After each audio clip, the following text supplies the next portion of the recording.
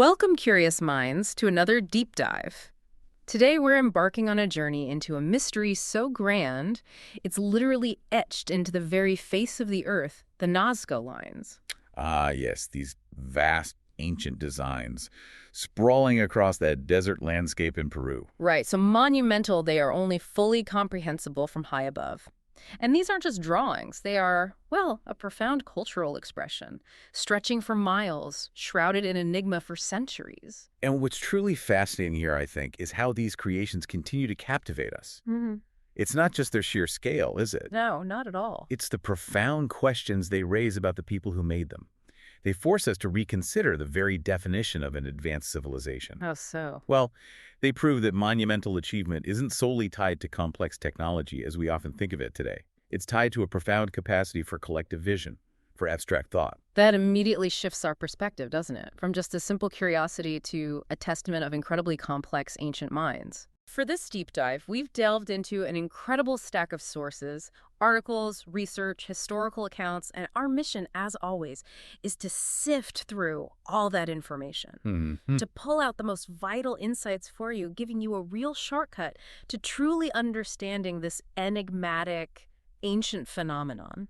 Yeah, and if we connect this to the bigger picture, it's really about understanding how human ingenuity and spiritual belief can utterly transform an entire landscape into a canvas of meaning. Right. So we'll be exploring not just what these lines are, But why they might have been created, how they've managed to survive against, immense odds. and the urgent challenges they face in our modern world. That's crucial too. Definitely. You can expect a deep dive into their mysterious origins, the incredible people who crafted them, the many theories about their purpose, how on earth they've endured for so long, and the ongoing conservation efforts needed to protect them. It's quite a story. So buckle up, because we're about to peel back the layers of desert dust on one of history's most compelling artistic and spiritual puzzles.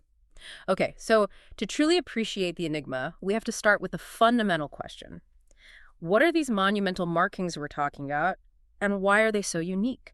When most people think of them, they think of pictures, but that's not quite right, is it? That's precisely it. They're more accurately called geoglyphs, a term that I think really captures their essence. Geoglyphs, okay. These are monumental drawing complexes meticulously formed directly on the Earth's surface, primarily using natural materials like stone. So not paint or anything added? No, it wasn't just scratching lines haphazardly either. It was a careful, deliberate act of removing material, often these dark surface stones. Right, the ones with that dark coating? Exactly, the desert varnish.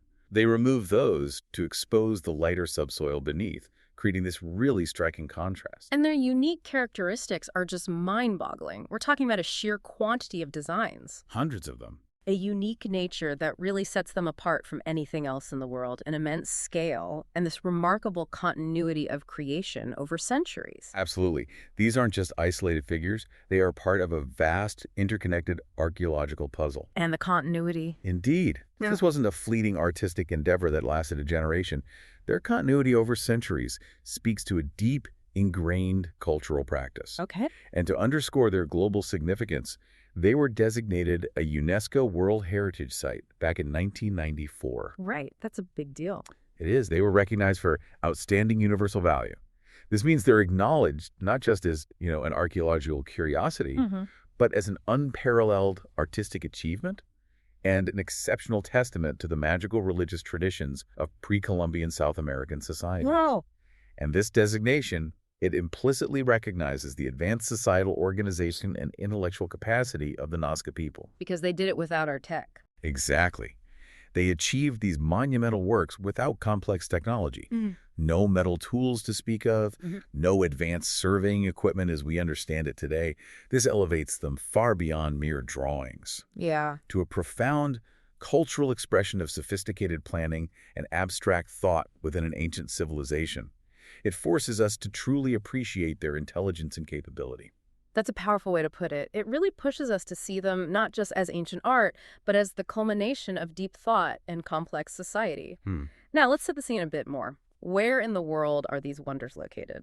Okay, so they're situated in the arid desert plains of the south coast of Peru, specifically on the Pampas de Jumana. Pampas de Jumana. Yes, this is an expansive flat area covering approximately 200 square miles, or about 450 square kilometers. That's a huge area. It's really hard to even imagine that scale on the ground. It truly is. This high arid plateau extends over 80 kilometers, that's about 50 miles, Yep. between the towns of Nazca and Palpa, Okay. which are themselves about 400 kilometers or 250 miles south of Lima. Sure. Now, the primary concentration of the most intricate and, well, notable designs is found within a sort of rectangle, about 10 by 4 kilometers, south of the hamlet of San Miguel de la Pascana.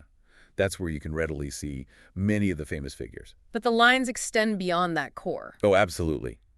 The sheer scale continues beyond that core area. The combined length of all the individual lines exceeds 1,300 kilometers. It's over 800 miles. 800 miles of lines. And the larger protected archaeological area spans approximately 75,358 hectares, an enormous zone of protection for this ancient canvas. So, stretching across such a vast, challenging, arid landscape, that really makes you stop and think about the sheer audacity of the project. It does. What does that immense scale tell us? What's the implication? Well, what this reveals, I think, is a profound and sustained cultural investment. This wasn't a one-off project by a small group. Right. It transformed the natural environment into a sacred or ritual space on a grand scale over centuries.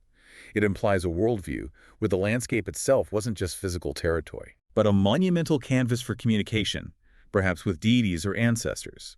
This reflects a deep spiritual connection to their land and a collective long-term commitment that, well, it transcended immediate practicalities. So the land itself was part of their spiritual life? Very much so. For the Nazca, the land was part of their identity, a place where their spiritual beliefs were physically manifested. So who are the brilliant minds behind these incredible geoglyphs? Let's talk about the Nazca people themselves. What do we know about their timeline and how they emerged? Okay, the Nazca culture, sometimes spelled Nasca, Right. they flourished on the southern desert coast and also the western slopes of the Andes in Peru. While some sources give slightly varied ranges, the most detailed timeline indicates they thrived from approximately 100 BC to about 800 AD. So nearly 1,000 years? Roughly, yeah. And this period is known as the early intermediate period in Andean archaeology. And they had distinct phases within that long span, right? Like chapters in their history. Precisely. Archaeologists break it down into Proto-Nazca from 100 BC to 1 AD, then Early Nazca from 1 to 450 AD, Middle Nazca 450 to 550 AD, and finally Late Nazca from 550 to 750 AD. That long duration, it really points to a remarkable cultural evolution, showing how they adapted and developed over nearly a millennium. It really does. And they weren't entirely isolated, were they? They had predecessors and cultural influences that shaped them. Absolutely not. The Nazca culture was significantly influenced by the preceding Paracas culture. The Paracas, famous for textiles, right? Exactly. They had developed approximately 700 years earlier in the nearby Pisco and Ica valleys. And what's fascinating is that genetic studies of DNA samples, combined with archaeological evidence, strongly suggest that the Paracas and Nazca were, in fact, the same ethnic group. Really? The same people? Essentially, yes. Sharing similar beliefs and foundational cultural practices. This continuity is absolutely vital for understanding their cultural trajectory. Okay, that makes sense. And the creation of the geoglyphs themselves, that also spanned multiple centuries, right? Yeah. Sometimes with new lines intersecting or even overlapping older designs. Yes, precisely. So the desert wasn't just a static canvas for them. It was active, evolving. Exactly. To put this in perspective, imagine painting a new mural over an old one. Not to erase it entirely, but maybe to add a new layer of meaning for your generation. Like updating it. Right. This multi-phase creation illustrates remarkable cultural resilience and adaptability in what was, let's face it, a very challenging arid environment. Definitely. The overlapping lines suggest that the landscape was not merely a static canvas, but a dynamic, evolving palimpsest. Like a document or landscape, reused and overwritten, yet still bearing traces of its earlier forms. A palimpsest, I like that. It reflects perhaps changing beliefs, social structures, or maybe even environmental conditions over time. It indicates a continuous reinterpretation and adaptation of their monumental art. It was a living, breathing landscape of meaning for them, constantly being updated.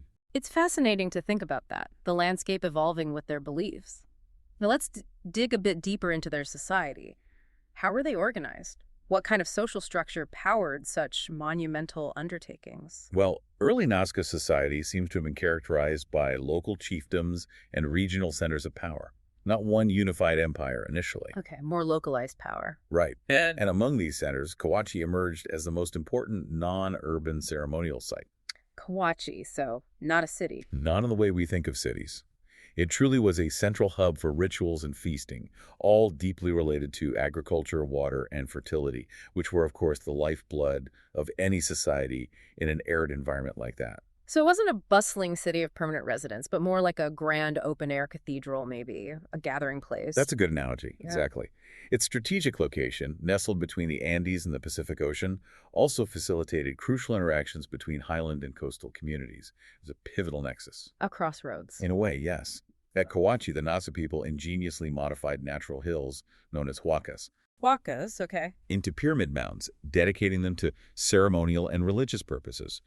And archaeological insights from Kawachi also reveal something interesting about the pottery found there. Oh, yeah. What's that? A very high ratio of fine polychrome pottery, about 70%, compared to the more everyday utilitarian pottery, which is only 30%. Ah, so mostly the fancy stuff. Right, which strongly indicates its non-urban ceremonial nature. It suggests it was indeed a gathering place for specific rituals and pilgrimages where people might leave offerings of fine pottery, rather than a permanent settlement with lots of everyday cooking pots and storage jars. Got it. So beyond its spiritual significance, did Kawachi play a practical role too? Perhaps in controlling vital resources, like water? Yes, absolutely. Beyond its spiritual significance, Kawachi played a vital, practical role. It seems to have controlled the distribution of water collected from highland regions. Okay, that's huge in a desert. Crucial. Hmm. It also functioned as the starting point for paths that led directly to the geoglyphs and other ceremonial areas, linking the sacred center to the monumental landscape. So it was all connected. Very much so. And the construction of the geoglyphs themselves, well, that's believed to represent organized labor. Probably a small group of individuals directed the design and creation process for the broader community. Makes sense. You'd need coordination. This collaborative effort may well have strengthened the social unity of the community. So, Kawachi's role, controlling water, being a pilgrimage nexus, it points to a highly integrated society where religious, social, and economic functions were deeply intertwined. And spatially organized around these sacred sites and the landscape itself. Precisely. The mobilization of organized labor for geoglyph creation further reinforces the presence of either some kind of centralized authority or at least exceptionally strong social cohesion within the Nazca civilization. That paints such a clear picture. To achieve something so vast, you definitely need a highly organized, unified society. So what were these people believing in? What religious beliefs and iconography drove these incredible creations? Right, the why. Well, Nazca religious beliefs were profoundly rooted in agriculture and fertility. Makes sense for the environment. It's a direct reflection of their dependence on these elements in the arid environment they inhabited. Their very survival hinged on successful harvests and access to water. And their art frequently depicts powerful nature gods, doesn't it? Can you give us some examples of who they worshipped? Certainly. They included figures like the killer whale, harvesters, a mythical spotted cat, a serpentine creature. Okay. And the most prevalent worship figure, the one we see most often, is called the anthropomorphic mythical being. Anthropomorphic mythical being. Quite a name. It is. This mythical being is often identifiable by its feline whiskered nose piece, kind of like a jaguar's whiskers. Ah, okay. A diadem, a type of crown, and a necklace with trapezoidal beads. It truly combines human and animal traits, embodying the power of both nature and, well, humankind. I've heard about shamans playing a significant role too, and the use of hallucinogens in their rituals. Is that right? Yes, that seems very likely. Shamans held significant spiritual authority, and it's highly probable they employed hallucinogenic drugs. Extractions from the San Pedro cactus, for instance, which contains mescaline, Right, San Pedro. to induce visions. This practice is frequently depicted in their pottery art. These rituals were believed to grant shamans supernatural powers, perhaps to invoke the gods, communicate with the divine. It was a crucial part of their interaction with the spiritual world. Now, this next part is quite striking, almost unsettling to us perhaps, but it's a crucial aspect of their ritual practice. Trophy heads. A striking aspect indeed. Severed heads, known as trophy heads, were used in various religious ceremonies, and this motif is commonly found in their ceramic iconography. And these weren't just like random heads, they had specific features. Yes, they often featured a hole in the forehead for a rope, presumably for display or carrying, Okay. along with a broken skull base and sometimes thorns closing the mouth, perhaps to seal the spirit within. Over 100 mummified trophy heads have been discovered, providing pretty tangible evidence of this practice. Ah. And the symbolism here is not just about warfare or conquest, is it? I read it's connected to agriculture and fertility. That seems counterintuitive. It does at first glance, but yes, exactly. There's something called the sprouting head motif, found on ceramic head jars. Sprouting head. Yeah, it depicts trees and plants literally growing from human heads. This strongly suggests an agricultural purpose for these trophy heads. Wow. They were potentially linked to fertility rituals in the cycle of life and death, reinforcing the idea that even death could bring new life, much like seeds sprouting from the ground. The powerful metaphor. Very. And what's also telling is that the number of severed heads seems to have increased during periods of environmental stress, like droughts. It actually peaked in the late Nazca period. So when things got tough, the ritual intensified. It suggests a desperate intensification of ritual activity, perhaps in response to environmental crisis. This highlights the direct link between their beliefs and their struggle for survival. So it's all tied to their environment and their cosmology, which makes so much sense given their location and the challenges they face. Absolutely. Yeah. And if we connect this to the bigger picture, in Andean mythology generally, mountains were revered as the home of the gods, Right. and crucially, the source of fresh water from snowmelt runoff. So it has been posited that the Nazca Lines were intended to be visible to these mountain deities, serving as a large-scale form of communication or offering maybe a plea for rain. Makes sense. Ancestors were also perceived as crucial intermediaries between the worlds of the living and the dead, playing an important role in ensuring abundant resources like food and water. So the lines could be messages to both gods and ancestors. Possibly. The pervasive focus on agriculture, fertility, water, and nature gods in Nazca religion, coupled with the ritualistic use of hallucinogens and the symbolic integration of trophy heads with agricultural motifs, it all reveals a complex animistic worldview. This worldview likely underpinned the very creation and purpose of the geoglyphs, transforming the desert into a sacred landscape where humans could interact with the divine to ensure survival and prosperity in a really harsh environment. It paints such a vivid picture of their world, how deeply everything was interconnected, survival, spirituality, the land itself. But the Nazca weren't just about geoglyphs and rituals, were they? They had other incredible cultural achievements that truly demonstrate their ingenuity. They certainly did.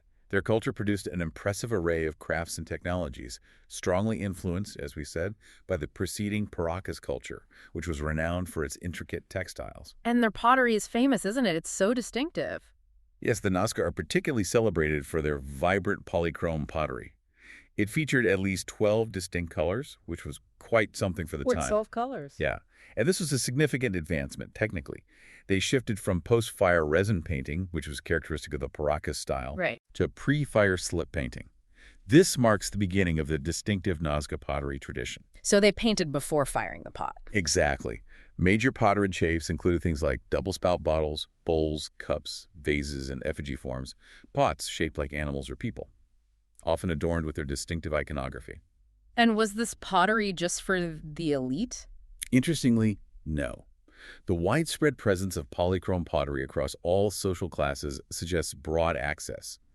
It was possibly facilitated through feasting and pilgrimages to Kawachi, which would have served to disseminate the ruling class's culture. Oh, okay. And their ceramic iconography, as we touched on, functioned as a vital means of communication. It depicted both sacred and profane motifs, powerful nature spirits, scenes of warfare, decapitation, the ritual use of trophy heads by shamans. It was all there. So their pottery was like their news, the religious texts, and their art all rolled into one. Powerful stuff. It really was. And textiles. The Paracas were known for them, but what about the Nazca? Were they equally skilled weavers? The Nazca were also highly skilled in textile production. They're known for their technically complex creations, likely woven by women at habitation sites, using spun cotton and wool on backstrap looms. Backstrap looms, right. And the exceptionally dry desert climate played a crucial role here.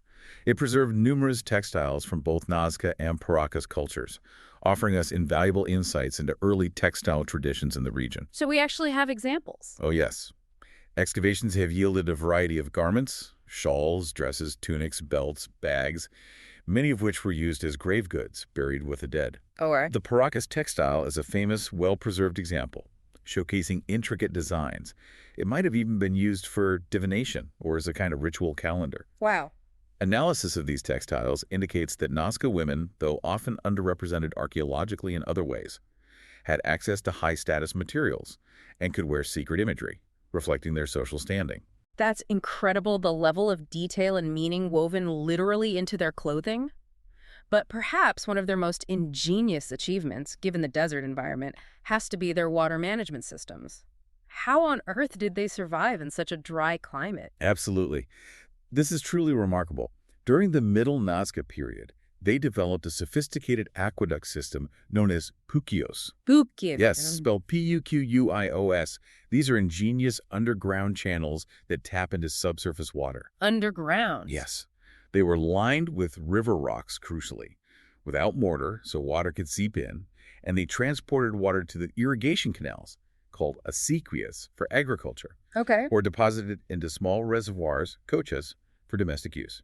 And the most astounding part is that many pukios remain in use today. That's truly remarkable engineering. It is. Remarkably, yes, many cuquillos remain in use today. They have numerous access holes, or ojos, meaning eyes in Spanish, along the channels, which facilitated maintenance and repairs. Oh, holes, okay. And here's where it gets really interesting, connecting back to the lines. The presence of certain geoglyphs, particularly spirals, may directly reference water and these puquios. It suggests an intrinsic link between their monumental art and their vital water infrastructure. So the lines aren't just for the sky or for rituals on the ground, but also point to their survival technology. That's fascinating. What about other, perhaps less obvious medical or social practices? Anything else stand out? Well, the Nazca also practiced trephination. Trephination, like drilling holes in skulls. Exactly, a primitive form of skull surgery. It was likely performed to relieve brain pressure from battle wounds, perhaps, or maybe even for ritual purposes. And did people survive this? Excavated skulls show clear signs of healing, which indicates patient survival. It points to a surprisingly sophisticated understanding of human anatomy for their time. That's incredible. Additionally, they engaged in cranial manipulation. Binding heads. Yes, a practice involving the binding of an infant's head to create elongated skulls. This practice is thought to have created ethnic identity, perhaps formed social beings in a particular way, or indicated social status within their society, clearly distinguishing individuals or groups. It's astounding, isn't it? Their innovation, from managing water in an unforgiving desert to complex surgeries and artistic expressions, it speaks volumes about their adaptability. It really does. The striking thing about this is how their mastery of diverse crafts, the polychrome pottery, intricate textiles, alongside their advanced water management systems, like the puquios, and complex ritual practices. It all demonstrates a highly adaptive and innovative society. Yeah. And the integration of symbolic motifs like that sprouting head or the water-related spirals across different art forms and engineering feats, it highlights a cohesive cultural identity.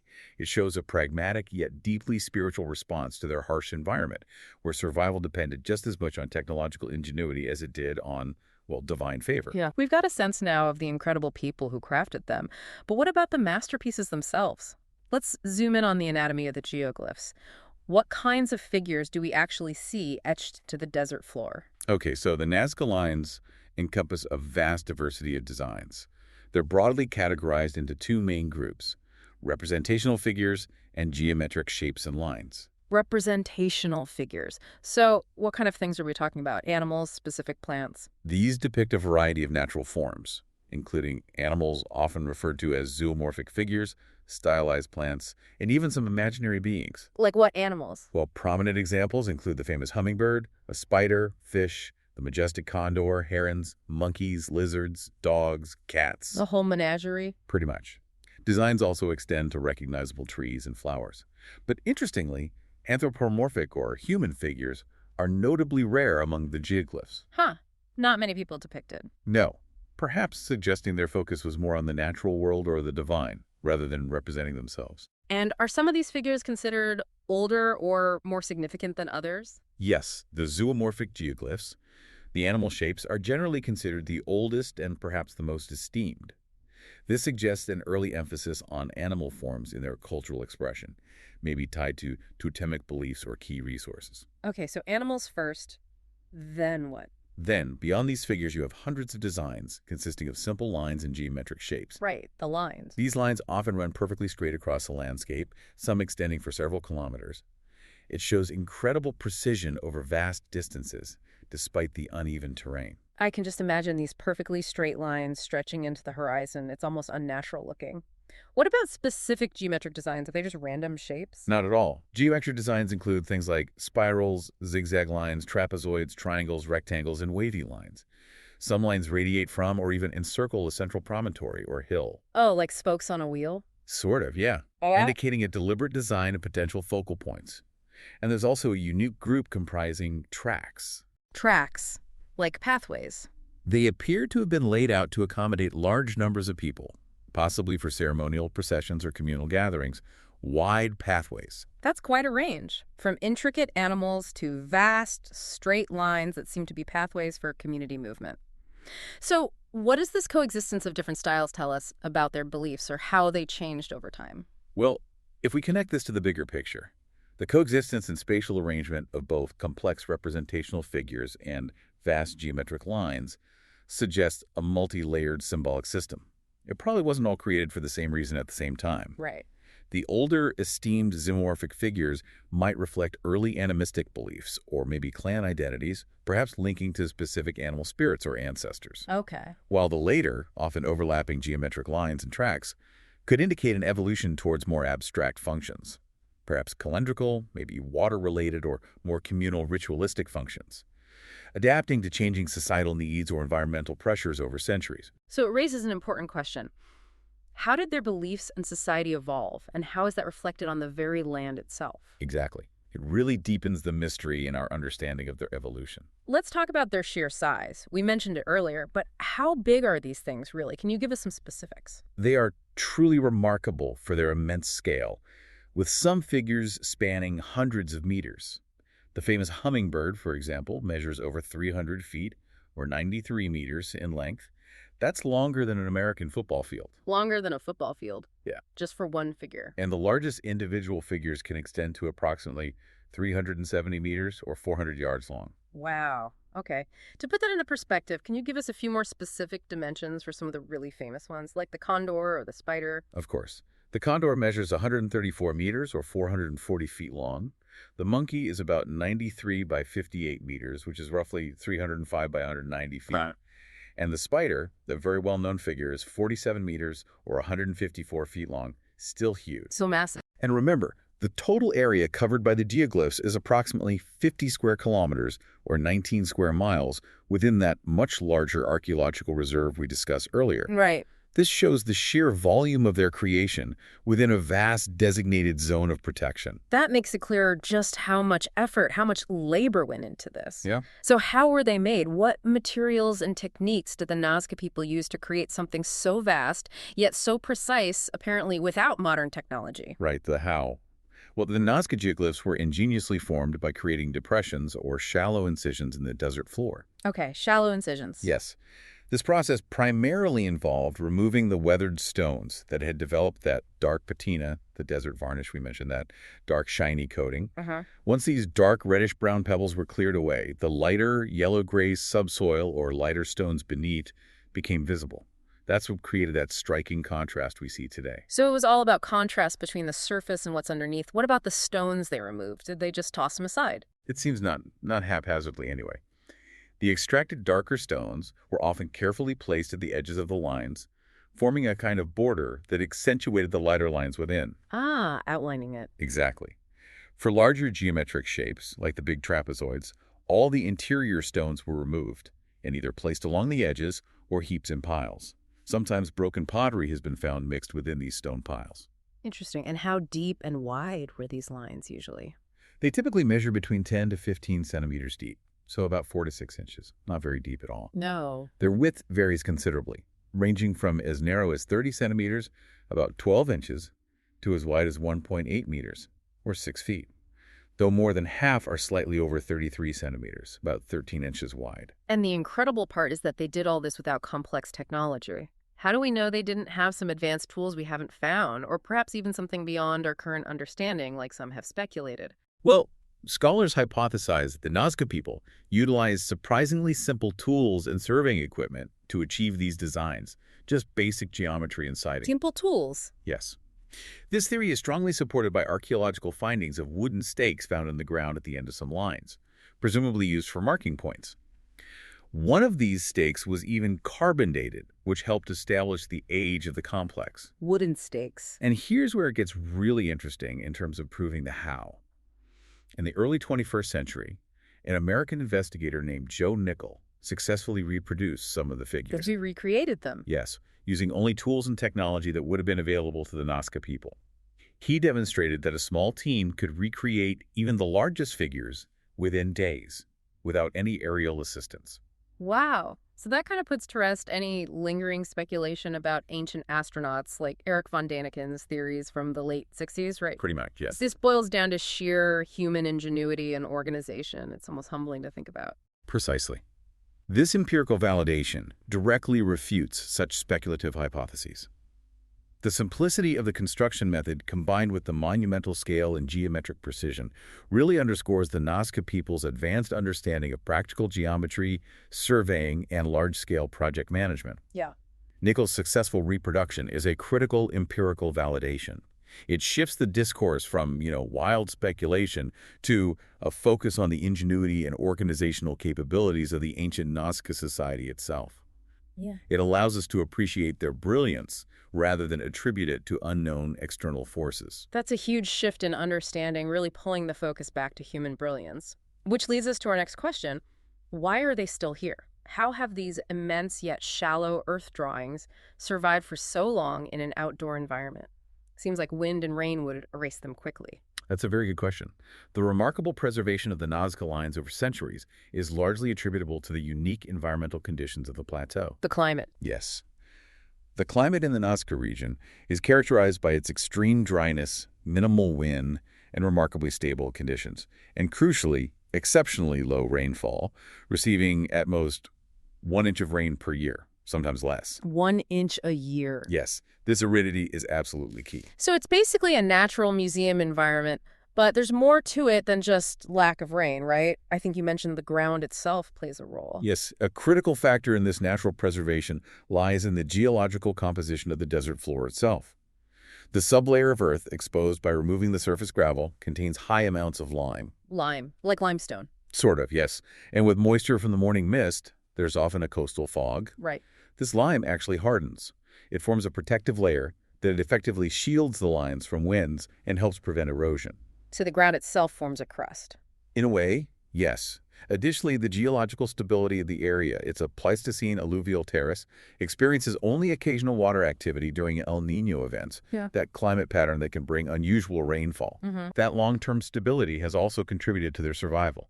It's truly fortunate, almost miraculous, that these natural conditions conspired to preserve such a magnificent, silent message from the past. Imagine if they tried this in, say, a rainforest. We'd have absolutely nothing left. Absolutely. What's fascinating here is that this natural phenomenon, rather than, say, continuous human intervention or upkeep, has allowed these ancient cultural expressions to survive for millennia. It offers us an unparalleled window into the Nazca worldview. Yeah. The remarkable natural preservation of the Nazca Lines being a direct consequence of the unique microclimate and geological composition of the desert is really a critical factor in their enduring mystery and our ability to study them today.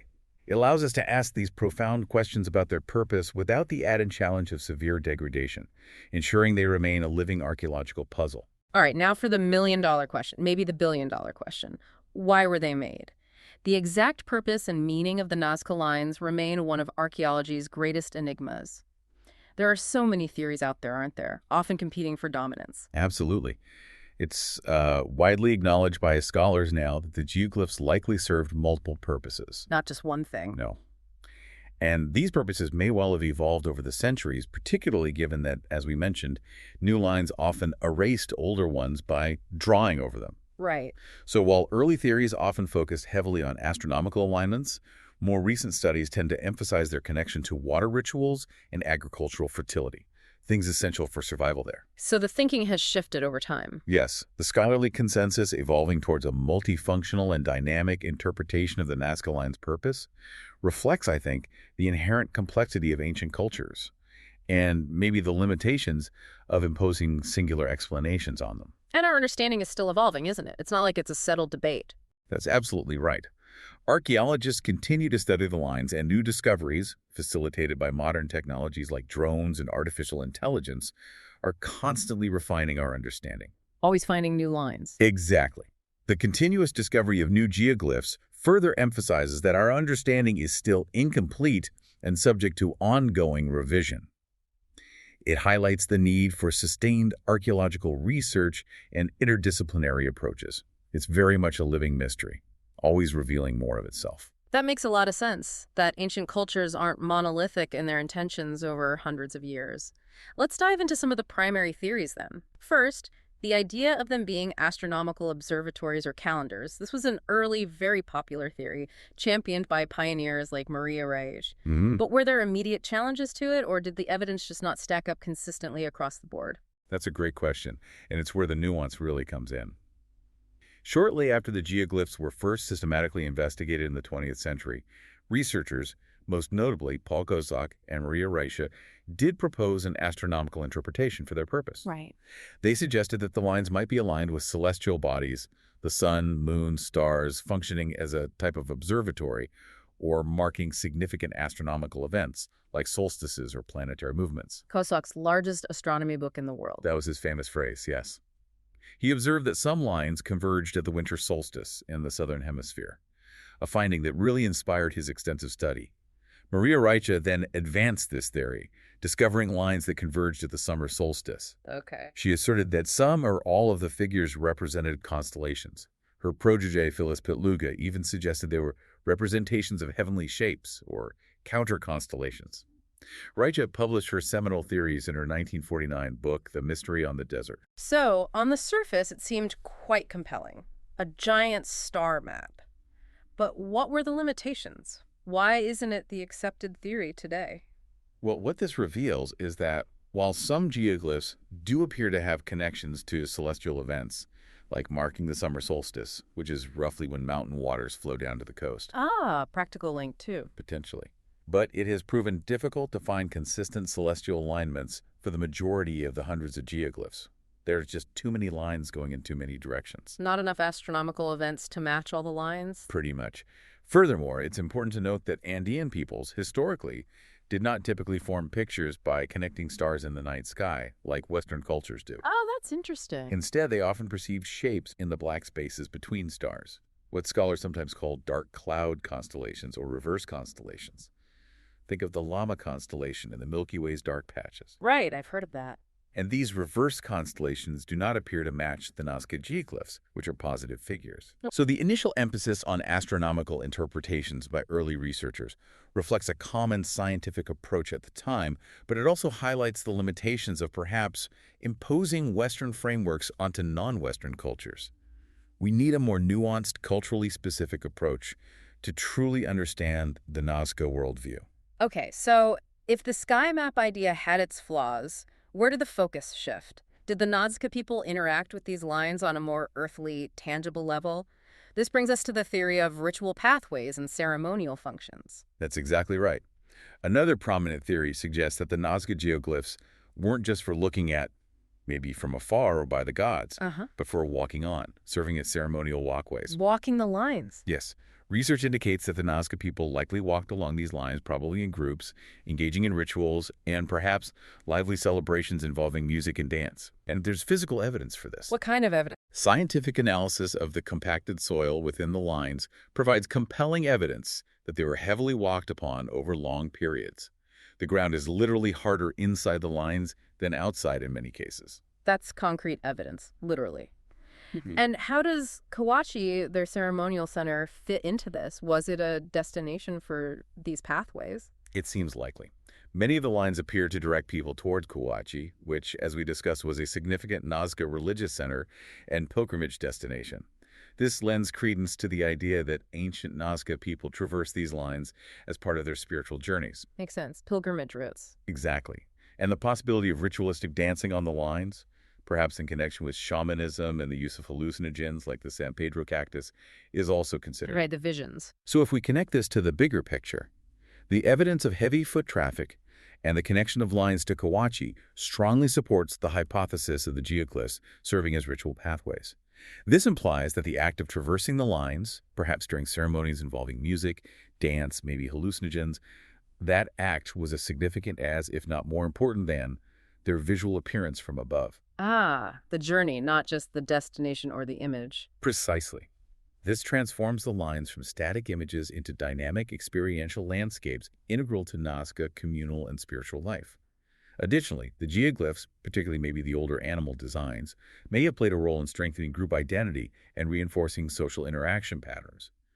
Perhaps individual groups or clans tended to or owned specific geoglyphs, thereby fostering community cohesion.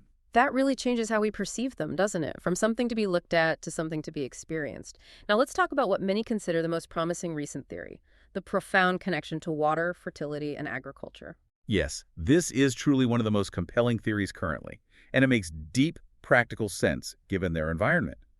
Archaeologists have established a strong link between the geoglyphs and farming, which was absolutely fundamental to sustaining the Nazca people in their arid environment. Lifeblood. Exactly.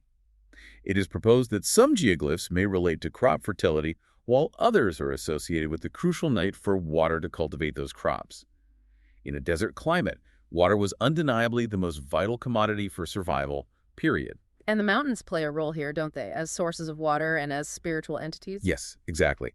In Andean mythology, mountains were revered as the dwelling places of the gods, the apis, Apis. and the source of fresh water derived from snowmelt runoff that flowed down to the desert coast. So it has been suggested that the lines were intended to be visible to these mountain deities, serving as a large-scale offering or prayer for water, a monumental plea for life. And do the lines actually point to mountains? Supporting this, some lines appear to point directly towards the mountains where water originates. Wow, okay. And what about those ingenious pukios we discussed earlier, the underground water channels? Are they connected to the geoglyphs too? Crucially, yes. Ancient underground water channels, the pukios, are sometimes marked on the surface by Nazca geoglyphs, particularly at places called ray centers where multiple lines converge. Ray centers, like hubs. Exactly. And offerings, including valuable spondylus shells, conch shells, which were strongly associated with water and fertility in Andean mythology, have been discovered at these convergence points. Shells found where lines meet above water channels. Precisely. And the spirals found on the desert floor integrated into figures like the monkey's tail, and also as independent abstract designs may symbolically refer to the spirals found in conch shells, and thus represent water itself. Ah, the spiral shape. And the same spiral shape is also present in the design of Nazca pukios themselves. The access points often have a spiral ramp down. It further reinforces this symbolic connection. Okay, wait. So if we trace this line of reasoning, the lines pointing to mountains, the convergence points over water sources, the offerings of water symbols like shells, the spiral motif echoing both shells and the water channels themselves, it starts to paint a much clearer picture of why they invested so much in these lines. It was about survival, wasn't it? Deeply intertwined with their most profound spiritual beliefs. The spirals on the ground, the pukios, the conch shells, the prayers for water to the mountain gods. It all fits together so powerfully. What's truly striking here is how the strong and consistent evidence linking the geoglyphs to water, fertility, and agriculture reveals a profound cultural adaptation to their extreme desert environment. The convergence of lines at these ray centers where water channels are found, coupled with the offerings and the symbolic use of spirals and conch shells. It strongly suggests that the Nazca Lines were not just abstract art or sky maps. Right. They were a vital, large-scale ritualistic infrastructure designed to propitiate deities and ensure the life-sustaining flow of water. This highlights a really pragmatic, survival-driven aspect deeply embedded within their spiritual practices. They were turning the desert into a massive, enduring prayer for water. That's incredibly compelling. Now, beyond the spiritual or the purely practical survival aspects, did the lines serve any social purpose within the community itself, like communication or maybe marking social identity? Yes, that's another layer to consider. Beyond their ritualistic or astronomical functions, the Nazca Lines likely played a crucial role in the social cohesion and territorial organization of the Nazca people. How so? Well, it has been proposed that the geoglyphs may have served as a means of communication, or perhaps as pathways facilitating movement between settlements and valleys. maybe defining safe routes or even clan territories. So defining who belonged where or how to get between places, a kind of living map etched on the land. Exactly. The geoglyphs may also have strengthened group identity and reinforced social interaction patterns. As we speculated before, maybe individual groups or clans were responsible for maintaining or perhaps owning specific geoglyphs. This would solidify their place within the broader Nazca society. Okay. What this reveals is the intriguing idea that the Nazca geoglyphs may have transformed the Pampa into a dynamic map of social divisions, reflecting the intricate social fabric of their society. So it wasn't just for the gods way up high. No.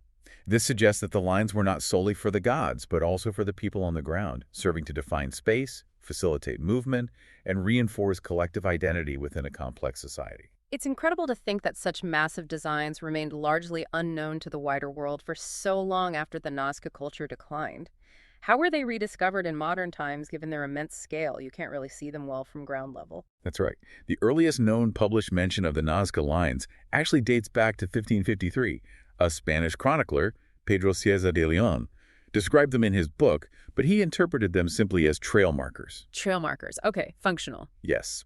Later, in 1569, Luis Monzon also reported seeing ancient ruins in Peru, referring to them as roads. Roads, also functional. Exactly. So, while partially visible from nearby hills, their true scale and, more importantly, their intricate forms remain largely unrecognized until the 20th century. Modern rediscovery really began with Peruvian military and civilian pilots flying over the region in the 1920s and 30s. Ah, the aerial view changed everything. It did. In 1927, a Peruvian archaeologist named Toribio Mejia Cespe spotted them while hiking through the foothills, and he subsequently discussed them at a conference in Lima in 1939. But it was the pilots who really brought them to wider attention. So it took a fundamental change in perspective, literally, from the air to truly grasp their magnitude and shift from seeing them as mere roads or trails to complex art. Absolutely. What's fascinating here is how the centuries-long gap between those early mentions by Spanish chroniclers and their modern rediscovery by pilots and archaeologists illustrates how perspective, ground level versus aerial, profoundly impacts the perception and recognition of large-scale geoglyphs. Yeah. The early mentions as trail markers or roads suggest a purely functional interpretation from the ground, contrasting sharply with the later appreciation of their artistic and symbolic complexity once seen from an aerial vantage point. It highlights how human perception really shapes our understanding of ancient achievements. And then came the pioneers who dedicated their lives to studying them, revealing their secrets. Paul Kosok and Maria Reiche are legendary figures in this story. They certainly are. Paul Kosok, an American historian from Long Island University, is widely credited as the first scholar to undertake an in-depth study of the Nazca Lines, commencing his work in 1939. And he wasn't even looking for lines initially, was he? No, his initial purpose in Peru was actually to study ancient irrigation systems. But during a flight over the lines, he observed that one pattern resembled a bird. And then, crucially, he was there on the ground near the solstice. Right. And noted that some lines converged at the winter solstice. This inspired his extensive investigation into their potential astronomical significance. That's when he famously referred to the Nazca area as the largest astronomy book in the world. Oh, great line. It is. And his broader research involved mapping over 300 ancient canals in Peru, demonstrating the Nazca culture's highly sophisticated water management capabilities. So he connected the lines to practical innovation, too. And Maria Reiche, a German mathematician, she picked up the torch from him and dedicated her entire life to these lines, didn't she? Her dedication is truly inspiring, almost singular in its focus. It really is. Maria Reiche, a German mathematician and archaeologist who is based in Lima, joined Kosok in 1940. She became deeply fascinated by the Nazca Lines and dedicated her life's work to their investigation. Working alongside him initially. Yes. She assisted in mapping the lines and analyzing how the massive figures might have been scaled up from smaller drawings or patterns. But following Kosok's departure in 1949, Reiche continued her tireless research independently for decades, mapping an additional 18 figures herself. And her math background was key. Her strong background in mathematics led her to conclude that the tools used by the Nazca people must have been exceptionally precise, given the remarkable accuracy and exactness of the lines and angles on the desert surface.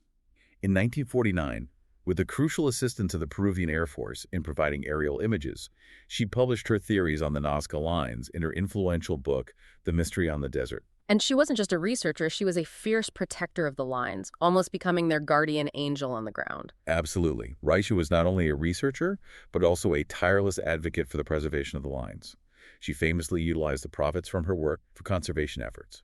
She even paid for private security to protect the area and successfully lobbied the Peruvian government to implement restrictions on traffic and tourism volumes, especially after a section of one famous figure, the lizard, was cut during the construction of the Pan American Highway right through the area. Oh, no. Yes. Her unwavering dedication was instrumental in the campaign to designate the Nazca Lines as a UNESCO World Heritage Site, which was finally achieved in 1994, just 4 years before her death. Her legacy is deeply intertwined with both the study and the very survival of the geoglyphs. She's revered in Peru. Their dedicated interdisciplinary work truly transformed our understanding of these incredible geoglyphs, didn't it? From a local curiosity to a global wonder. Absolutely. They laid the groundwork. And now, in the 21st century, technology is revolutionizing how we study them even further. Drones and artificial intelligence are changing the game completely. They absolutely are.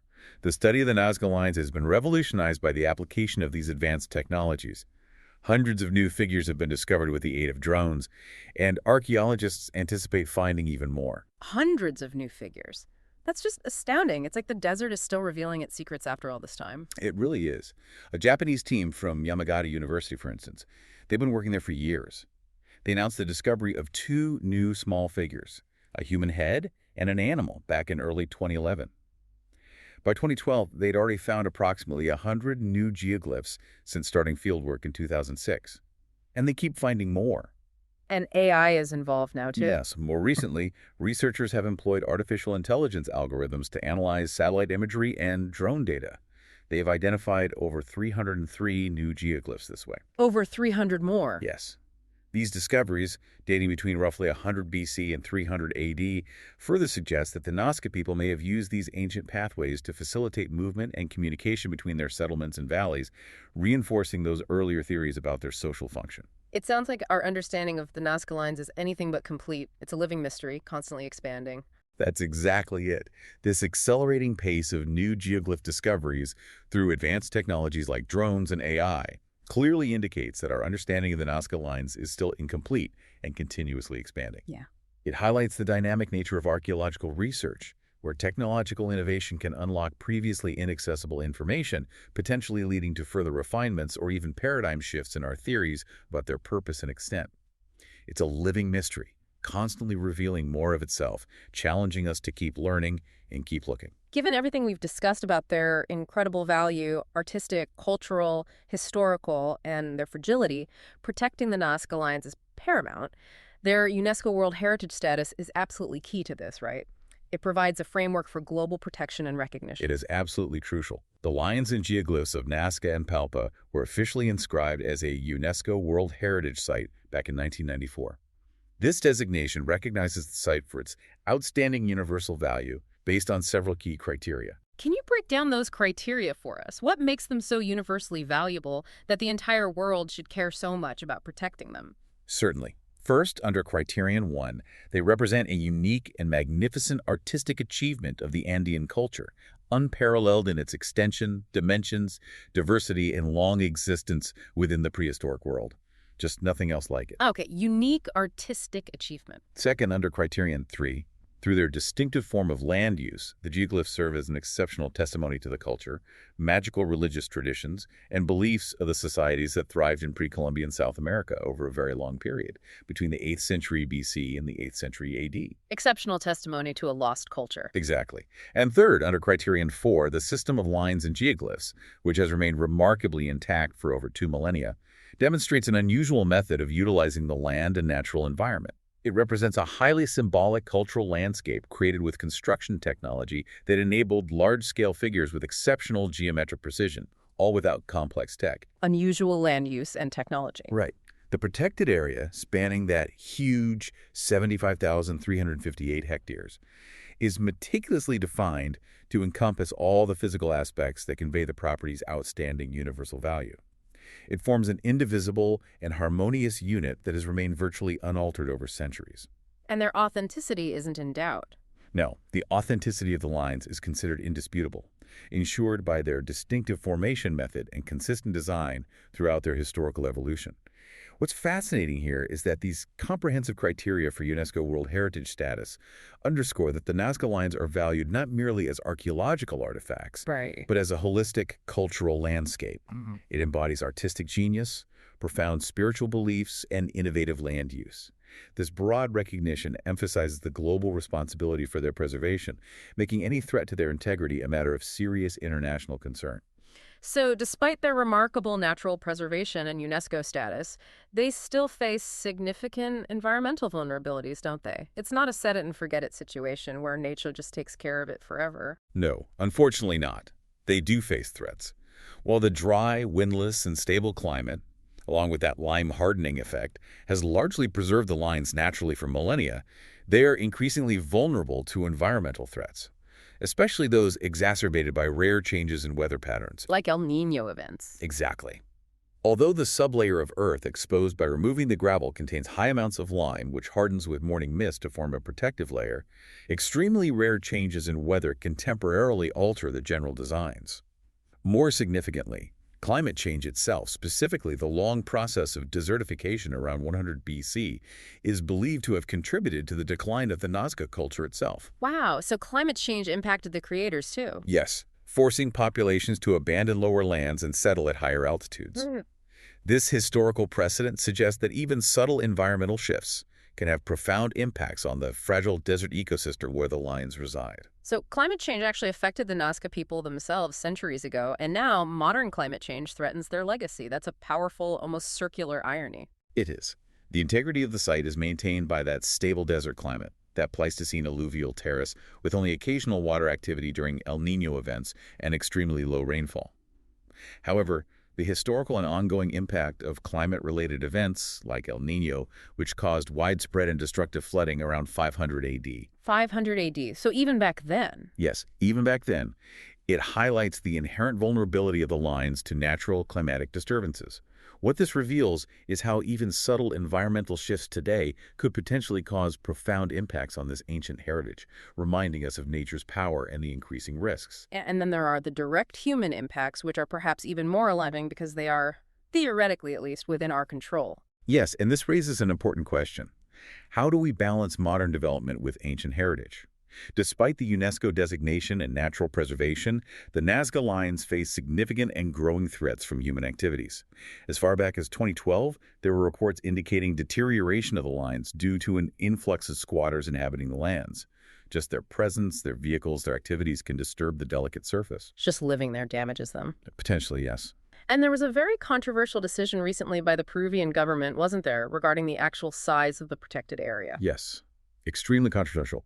More recently, a decision by Peru's Ministry of Culture in May 2025 to reduce the Nazca Lines and geoglyphs archaeological reserve by approximately 42% from 2,175 down to 2,236 square miles has sparked widespread alarm among conservationists, archaeologists, and environmental advocates. 42%. That's an area roughly the size of 1,400 soccer fields being removed from protection. What are the criticisms of this decision? Why is it so concerning to experts? Well, critics argue forcefully that this reduction essentially paves the way for informal mining, particularly gold mining, and significantly weakens decades of cultural and ecological protection efforts. Mining right near the lines. That's the fear. Mariana Castro, Peru's former vice minister of the environment, stated that the reduction not only removes protections, but does so precisely in areas where extractive activity is already expanding. He warned it poses very serious risks and cumulative damage. Cumulative damage. Yeah. He further noted that safeguards for archaeological heritage during the formalization of artisanal mining are already limited, and the Ministry of Culture's failure to consider the cumulative impact of potentially numerous small mining operations on sensitive archaeological zones just exacerbates the problem. That sounds like a dire warning about the potential long-term consequences, almost irreversible damage. Absolutely.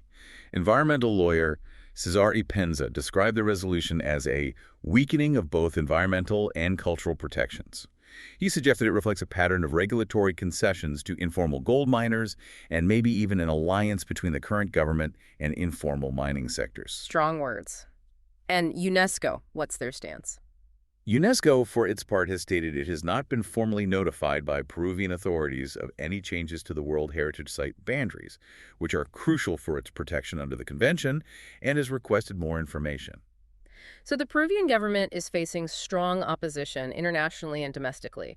What is their defense for such a significant reduction? Why do they say they're doing it? The Peruvian government, through the Ministry of Culture, maintains that the adjustment is based on updated scientific studies and insists it does not compromise the UNESCO World Heritage status or the site's core protections. They state a commitment to preserving cultural heritage through regulated management. But critics disagree. Vehemently. Critics argue that the decision contravenes Article 5H of Peru's own environmental impact assessment law, which mandates the protection of archaeological and historical heritage. They suggest it effectively enables illegality under the guise of technical adjustments. And beyond this specific issue, we have the ongoing problem of the South Pan American Highway, which crosses the property and has caused some damage to certain lines and figures, though thankfully the majority remain in fair condition. This sounds like an urgent call to action, doesn't it? To protect this irreplaceable heritage, not just for study, but for future generations to simply witness and understand. It really does. What's fascinating and worrying here is the ongoing tension between conservation and economic pressures, particularly from resource extraction. This highlights the absolute imperative for sustained international and national efforts to mitigate these threats and ensure the long-term preservation of this irreplaceable heritage. It is a constant battle, really, between immediate needs and the long-term value of cultural memory, a battle we must continue to wage vigilantly for sites like the Nazca Lines. ###Natro. So, after diving deep into all of this, what does it all mean for us today? The Nazca Lines, they really stand as an unparalleled testament to the ingenuity, the spiritual depth, and the societal complexity of the ancient Nazca people. Absolutely. Etched across those vast arid plains of southern Peru, these hundreds upon hundreds of geoglyphs represent a truly monumental artistic and engineering achievement. Crafted with remarkable precision and, as we've emphasized, without complex technology as we know it. Indeed. And while their exact purpose remains ultimately an enduring enigma, the evidence we've discussed strongly suggests a multifunctional role that likely evolved over centuries. That's right. From those initial theories of astronomical observatories, pioneered by researchers like Paul Kosok and Maria Reike, who saw them as a vast celestial calendar, our understanding has grown significantly to encompass richer, more nuanced interpretations. We've learned that later research, especially the discovery of that heavy foot traffic and the connections to the ceremonial center of Kawachi, points to their significant use as ritual pathways. Pathways for processions, dances, ceremonies, possibly involving hallucinogens and music. Exactly. And perhaps most compellingly, there's that growing body of evidence linking the geoglyphs to the vital concerns of water, fertility, and agriculture in that challenging desert environment, the very essence of their survival. Yeah, that water connection seems key. The strategic alignment of some lines with mountain water sources, their marking of ancient poquios, those ingenious underground water channels, and the symbolic use of spirals and conch shells all underscore that deep connection to life-sustaining water rituals. And beyond the spiritual functions. Beyond the spiritual functions, the lines likely played a crucial role in social cohesion, maybe territorial definition, and communication within Nazca society, serving both divine and human purposes. And the remarkable natural preservation, owing to the region's unique, dry, windless climate and the hardening properties of the exposed subsoil, has allowed this ancient legacy to endure for millennia. That natural phenomenon has been absolutely critical in providing us with an unparalleled window into the Nazca worldview. And modern archaeological methods, including those drones and artificial intelligence, continue to uncover new geoglyphs, demonstrating that our understanding of this extraordinary site is still expanding. It's still subject to ongoing revision. It truly is a living, breathing archaeological puzzle. It is. And this raises, I think, an important question for you, our listener, to consider. The Nazca Lines are not merely ancient drawings. They are a dynamic archaeological landscape, continuously challenging our understanding of human adaptation, artistry, and spirituality in extreme environments. So, what does this ancient ingenuity tell us about humanity's capacity to transform its landscape for profound purposes? And perhaps more urgently, what lessons can we draw for our own contemporary challenges of balancing modern development with preserving invaluable heritage? How do we ensure these incredible messages from the past endure for future generations, continuing to inspire awe and perhaps even inform our own solutions? That's a powerful thought to ponder as we wrap up this deep dive. Thank you for joining us on this journey into the incredible, mysterious, and truly awe-inspiring Nazca Lines. We hope you feel truly well informed.